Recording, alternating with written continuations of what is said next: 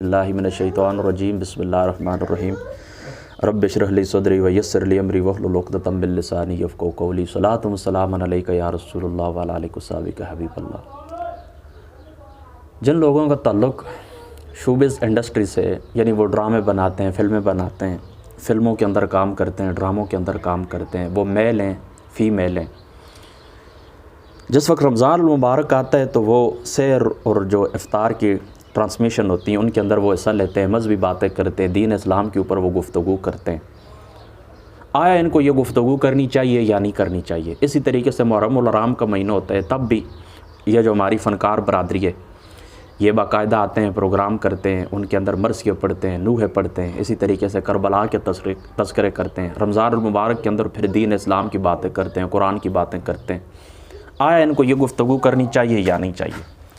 دیکھیں، رمضان المبارک کا جس وقت مہینہ آتا ہے تو چند دن پہلے یہ پوسٹیں چل پڑتی ہیں کہ یہ دیکھیں یہ پورا سال یہ لوگ کیا کام کرتے ہیں، اب یہ لوگ آ کر ہمیں دین سکھائیں گے۔ تو آیا ان کو یہ گفتگو کرنے کا حق حاصل ہے یا نہیں حاصل ہے؟ لوگ کہتے ہیں کہ ان کو گفتگو کرنے کا حق حاصل نہیں ہے۔ جو لوگ کہتے ہیں ان کو گفتگو کرنے کا حق حاصل نہیں ہے، میرا ان سے ایک سوال ہے۔ سوال یہ ہے کہ کیا آپ ان کو گفتگو کرنے کا حق حاصل کیوں نہیں ہے؟ کیا یہ بدعقیدہ ہیں یا بے عمل ہیں؟ اگر آپ لوگ کہیں کہ یہ بدعقیدہ ہیں، اگر آپ لوگ یہ کہیں کہ یہ بدعقیدہ ہیں اس لیے بات نہیں کر سکتے، تو پھر کسی کو بھی بات کرنے کا حق حاصل نہیں ہے۔ اس کی وجہ یہ کہ یہاں پر ہر فرد دوسرے فرد کے نزدیک بدعقیدہ ہے، ہر جماعت دوسری جماعت کے نزدیک بدعقیدہ ہے، ہر فرقہ، ہر گروہ دوسرے گروہ کے نزدیک، دوسرے فرقے کے نزدیک، دوسرے جماعت کے نزدیک وہ بدعقیدہ ہے۔ لہذا کسی کو پھر گفتگو کرنے کا حق حاصل نہیں ہے۔ اگر آپ یہ کہیں کہ ہم بے عمل ہیں، یہ لوگ بے عمل ہیں، تو دیکھیں بے عملی کمزور سے کمزور مسلمان بھی ہوتا ہے، وہ بھی اپنی بے عملی تسلیم کرتا ہے، کہتا ہے میں بے عمل ہوں۔ اور اس میں کوئی شک شبے کی گنجائش نہیں ہے کہ جو لوگ بڑے بڑے پاورفل، جن کے بڑے بڑے نام ہیں اور بڑی بڑی گدیوں کے اوپر وہ بیٹھے ہوئے ہیں اور بڑا ایک ان کا ایک عہدہ ہے، بڑے عہدوں کے اوپر وہ براجمان ہیں، بیٹھے ہوئے ہیں، عملی کیفیت آپ ان کی دیکھیں، ان کے گھر کے اندر جا کر ان کی بیوی بچوں سے معلوم کریں کہ ان کی نجی زندگی کیسی ہے، تو آپ لوگ کانوں کو ہاتھ لگائیں گے۔ وہ آپ کے سامنے آئیں گے قرآن پڑھیں گے، وہ آپ کے سامنے آئیں گے حدیث پڑھیں گے، وہ آپ کے سامنے آئیں گے مولانا روم کو کوٹ کریں گے، حضرت داتا الگجویری کو کوٹ کریں گے، حضرت بابا فرید الدین گنج شکر کی باتیں کریں گے، اخلاق کی باتیں کریں گے، کردار کی باتیں کریں گے، والدین کے ادب کی باتیں کریں گے۔ لیکن گھر کے اندر جا کر ان کی بیویوں کے سروں کے اوپر آپ قرآن رکھیں کہ یہ لوگ ممبروں کے اوپر تو یہ کہتے ہیں، گھر کے اندر یہ لوگ کیسے ہیں، تو وہ کہیں گے کانوں کو ہاتھ آپ لگائیں گے ان کی گفتگو سن کر۔ میری بات آپ سمجھ گئے نا؟ اس لیے اس بنیاد پر بدعقیدگی یا بے عملی کی بنیاد پر آپ ان لوگوں کو نہیں کہہ سکتے کہ یہ گفتگو نہ کریں۔ اب دوسری طرف آتے ہیں، شریعت کا ایک مزاج ہے۔ شریعت کا مزاج یہ ہے کہ اللہ رسول کی چاہت مرضی اور منشا یہ ہے کہ اس معاشرے کا ہر فرد دوسرے تک نیکی کی بات پہنچائے، اگرچہ اس کو ایک آیت ہی معلوم کیوں نہ ہو، اگرچہ اس کو ایک نقطہ ہی معلوم کیوں نہ ہو۔ بلغوا عنی ولو آیا، یہ جامع ترمذی شریف کے اندر موجود ہے، بخاری شریف کے اندر موجود ہے۔ آقا علیہ الصلوۃ والسلام نے فرمایا کہ مجھ سے اگر ایک آیت بھی تم سن لو تو آگے تک پہنچاؤ، کیونکہ بہت دفعہ اس طرح ہوتا ہے کہ جو پہنچانے والا ہوتا ہے اس کے اندر اتنی طاقت نہیں ہوتی، علم نہیں ہوتا، لیکن جو آگے پیک کرتا ہے، اڈاپٹ کرتا ہے، اس کو پکڑتا ہے، اس کو کیچ کرتا ہے، ایکسیپشن قبول کرتا ہے، تو وہ زیادہ فقیہ ہوتا ہے، وہ زیادہ علوم کا عامل ہوتا ہے، وہ زیادہ سمجھدار ہوتا ہے، وہ زیادہ بالغ نظر ہوتا ہے۔ تو کئی دفعہ اس طرح ہوتا ہے، گفتگو کرنے والا اتنی پاورفل شخصیت نہیں ہوتی، لیکن جو آگے سن کے کیچ کرتے ہیں ان کے اندر زیادہ کیپیسٹی ہوتی ہے، ان کے اندر زیادہ صلاحیت موجود ہوتی ہے۔ تو اگر ایک بھی خیر کی بات کسی شخص کو بھی معلوم ہے، وہ گناہگار ہے یا گناہگار نہیں ہے، متقی پرہیزگار ہے، وہ آگے دوسرے تک پہنچا سکتا ہے۔ خود سنن ابن ماجہ شریف کے اندر درجنوں ایسی روایات موجود ہیں۔ امام غزالی صاحب رحمۃ اللہ تعالی علیہ، آپ نے احیاء العلوم کے اندر درجنوں ایسی روایات ذکر کی ہیں جن سے ہمیں یہ پتہ چلتا ہے کہ اچھی بات آپ لوگوں تک پہنچائیں، اگرچہ خود اس کے اوپر آپ کا عمل نہ ہو۔ یعنی قرآن و سنت اس باب کے اندر ہمیں جو کچھ کہتا ہے کہ اچھی بات پہنچانی آپ لوگوں نے، تو قرآن و سنت کا نظریہ یہی ہے، قرآن و سنت کا خلاصہ یہی ہے اس باب کے اندر کہ اچھی گفتگو آپ دوسروں تک پہنچا سکتے ہیں۔ جس برادری سے آپ کا تعلق ہے، جس قوم سے آپ کا تعلق ہے، اچھی گفتگو آپ کر سکتے ہیں۔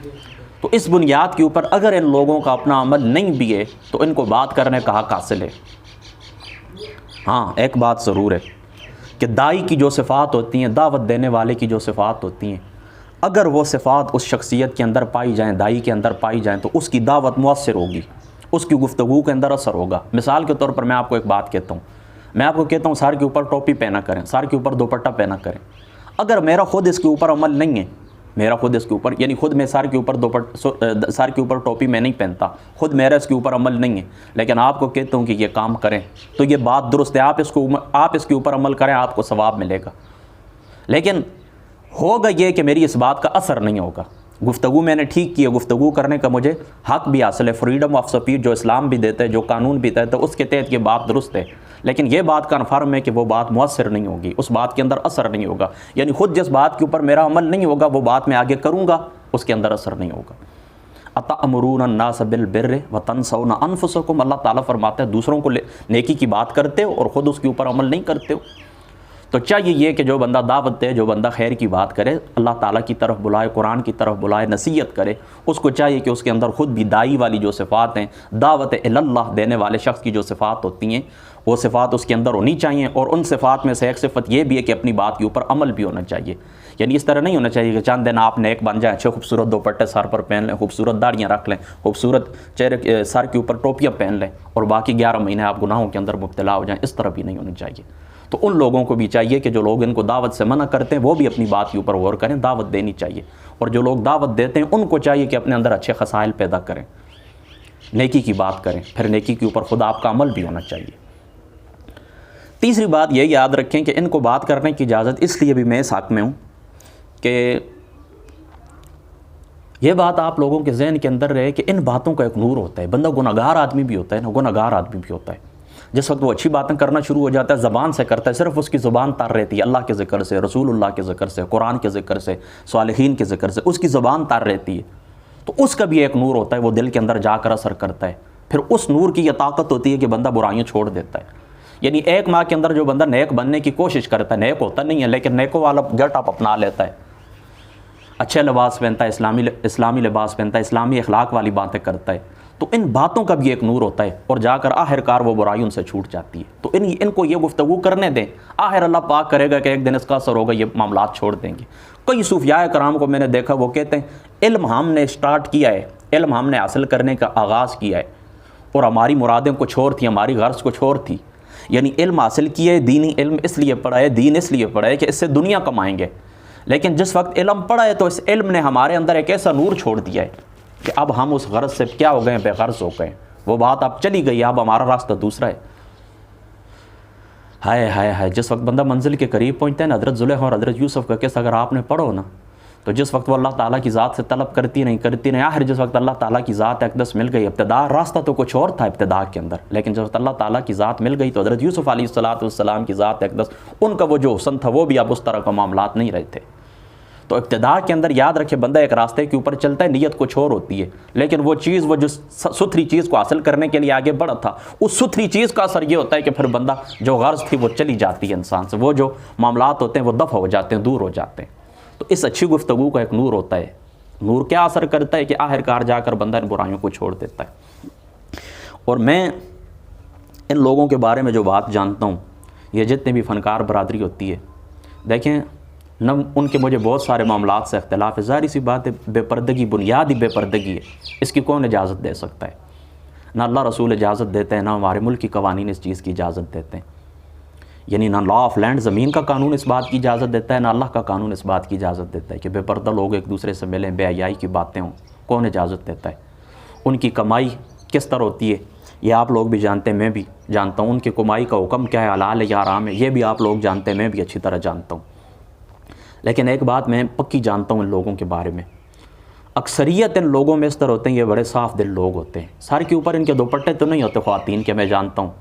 یہ فیشنیبل ماڈرن خواتین ہوتی ہیں، ظاہری سی بات ان کا تعلق شوبز انڈسٹری سے ہوتا ہے، کچھ اس کے اپنے تقاضے ہوتے ہیں، کچھ ان کی اپنی عادات ہوتی ہیں، بڑے گھرانوں کی ہوتی ہیں، کچھ ان کی اپنی عادات ہوتی ہیں، لیکن ان کے سر کے اوپر دوپٹے نہیں ہوتے، لیکن میں نے دیکھا ہے کہ یہ ہزاروں دوپٹے والی جو خواتین ہوتی ہیں ان سے یہ بہتر ہوتی ہیں، یہ میرا اپنا ذاتی مشاہدہ ہے، اپنا ذاتی تجربہ ہے کہ ان کے اندر منافقت نام کی بالکل چیز نہیں ہوتی، اور یہ اللہ سے ڈرنے والے لوگ ہوتے ہیں، اللہ سے یہ ڈرتے ہیں، اللہ تعالیٰ کا ذکر جب بھی آتا ہے یہ روتے ہیں، رسول پاک صلی اللہ تعالیٰ علیہ وسلم کا ذکر جب بھی آتا ہے یہ لوگ روتے ہیں۔ اپنی کمائی میں سے میں نے دیکھا ہے کہ 40-50 خاندان جو ہیں تو یہ ان کی نگرانی کے اندر پلتے رہتے ہیں، یعنی ایک فنکار ہے وہ کماتا ہے تو صرف اپنے لیے نہیں کماتا، میں نے دیکھا ہے درجنوں فیملیاں، غریب لوگوں کی فیملیاں ان لوگوں کے زیر سایہ پروان چڑھ رہی ہوتی ہیں. اور یہ نہیں کہ صرف یہ انڈسٹری سے کماتے ہیں، فلم انڈسٹری اور ڈرامہ انڈسٹری اس سے کماتے ہیں، فیشن انڈسٹری اس سے کماتے ہیں، نہیں، ان کا کروڑوں اربوں روپے کا اپنا بزنس بھی ہوتا ہے، اپنا کاروبار بھی ہوتا ہے. ان کے جو بیٹے ہیں بیٹیاں ہیں یہ دوسرے ممالک کے اندر، جو ترقی یافتہ ممالک، یورپین ممالک، ان کے اندر سیٹل ہوتے ہیں، لاکھوں روپے یہ زکوٰۃ بیچتے ہیں. یہ اپنے ملک کے بھی وفادار ہوتے ہیں، اپنے ملک کے لیے بھی یہ اچھا سوچتے ہیں اور اپنی قوم کے لیے بھی یہ اچھا سوچتے ہیں، اپنے مذہب کے لیے یہ اچھا جذبہ رکھتے ہیں. ان لوگوں کا میں نے اندازہ لگایا. اور باقی دیکھ لیں، آپ لوگ دیکھ لیں کہ بڑے بڑے پردے والے اور بڑے بڑے سونی خوبصورت داڑھیوں والے اور بڑے بڑے خوبصورت اماموں والے، ان لوگوں کا نظریہ کیا ہوتا ہے کہ مذہب کے نام کے اوپر لوگوں کو لڑاتے ہیں، مذہب کے نام کے اوپر قتل کرتے ہیں، اپنے دوپٹے کے اوپر خواتین فخر کرتی ہیں، تسبیح ہاتھ میں پکڑ لیتی ہیں، دوسروں کو برابر بیٹھنے ہی نہیں دیتی. میری بات آپ سمجھ گئی؟ اللہ رسول کے نام کے اوپر لٹانا، بس آپ یوں سمجھ لیں کہ یہ کل معدوم ہے. یعنی یہ عادت بہت کام رہ گئی ہے، اللہ رسول کے نام کے اوپر خرچ کرنا، دولت اکٹھی کرنا. بس صرف ظاہری تقوی ہوتا ہے، ظاہری طور پر خوبصورت داڑھی ہوتی ہے، ظاہری طور پر خوبصورت امامے ہوتے ہیں، ظاہری طور پر خوبصورت دوپٹے ہوتے ہیں، لیکن ان کے پیچھے تقوی نہیں ہوتا. بس ایک ظاہر داری ہے، لوگوں کے سامنے گیٹ اپ ہمارا بنا ہے، عزت بنی ہوئی ہے، بس بنی رہے. جبکہ یہ لوگ ظاہری طور پر اس طرح کے معاملات نہیں کرتے، ظاہری طور پر جو تقوی والی صورت ہوتی ہے ان لوگوں کی نہیں ہوتی، لیکن ان کے باطن کے اندر تقوی ہوتا ہے. یہ میرا دیکھیں اپنا ایک زندگی کا ذاتی تجربہ ہے، میرا ایک ذاتی مشاہدہ. آپ کو اختلاف کرنے کی اس میں سے گنجائش ہے، بے شک آپ مجھ سے اختلاف کریں. بہرحال چلو باتیں لمبی ہو گئی ہیں، بس یہی بات میں آخری میری بات یہی ہے کہ ان لوگوں کو گفتگو کرنی دی جائے. عمل ہو یا نہ ہو، اسلام اس بات کی اجازت دیتا ہے کہ یہ عمل کریں. اور پھر یہی باتیں کرتے کرتے ہیں کہ دن اللہ تعالیٰ کرتا ہے کہ ان کا دل ہوگا بالکل صاف ستھرا ہو جاتا ہے. اللہ تعالیٰ